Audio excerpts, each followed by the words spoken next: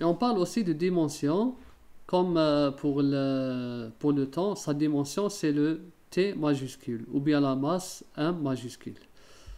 Mais ce qui est important, de retenir, c'est que c'est des grandeurs, ces grandeurs de base, ces unités de base, à partir de ces unités qu'on va exprimer les autres, toutes les mesures expérimentales. On donne quelques exemples pour voir plus clair. Bon, la distance ou bien la longueur, on a dit que c'est le mètre. Maintenant, si on veut exprimer une vitesse, la vitesse c'est quoi? C'est une longueur par unité de temps. Donc ça va être mètre par seconde. Ou bien on peut écrire aussi m s-1. Là, on voit bien que la vitesse s'écrit en fonction du système m fois s, du système SI. Là, c'est un système SI.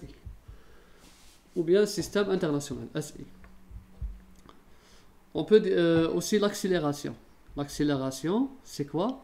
C'est la longueur sur le temps au carré.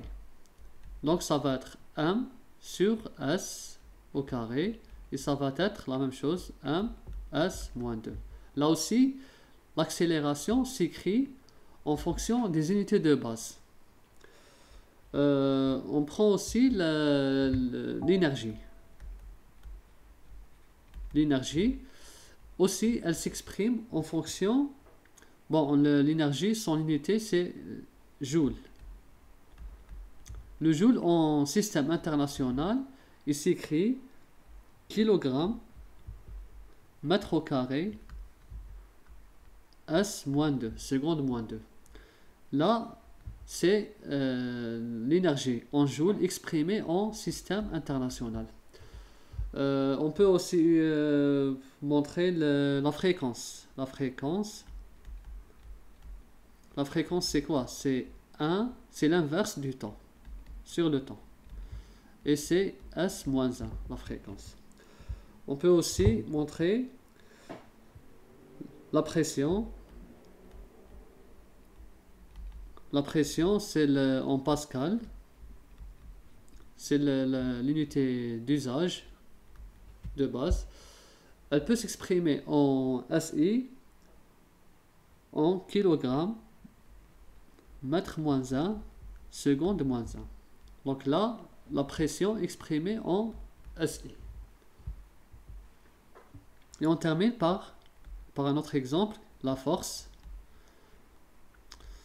L'unité c'est Newton. Généralement on écrit N. Et pour l'exprimer en système international, c'est kilogramme, mètre, seconde moins 2. Donc là aussi, la force est exprimée en système international. Donc on voit bien que les mesures de l'énergie, de la fréquence, de la pression, de l'accélération, de la vitesse, toutes ces mesures expérimentales s'écrivent aussi en système international. On peut les exprimer en système international comme on peut les exprimer en unité d'usage.